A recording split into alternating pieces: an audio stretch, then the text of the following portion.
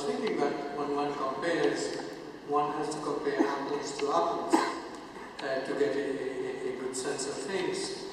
In terms of the Holy Quran, the original text, in terms of the other books we're mentioning, there are translations of translations of translations. So how do you ever then compensate for that by saying, all right, we've got original, this is English translation of the Holy Quran.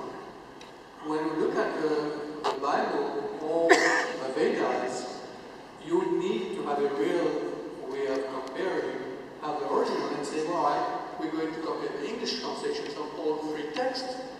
In our present case, we don't have the original, so how do you then really give a sort of semi-scientific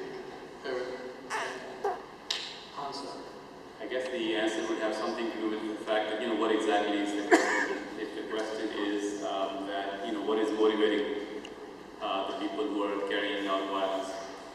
So if there's a Christian militia that carrying out violence, then the question is, what's motivating them? What are they looking at? They obviously don't have access to the original Aramaic text, if any, nobody does, right?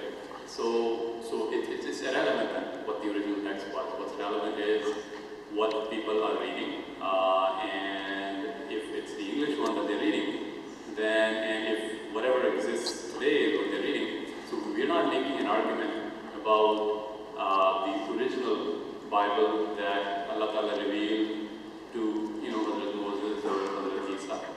We're talking about what's motivating people here and now with the text that they're actually reading. And if it's in English, then it's in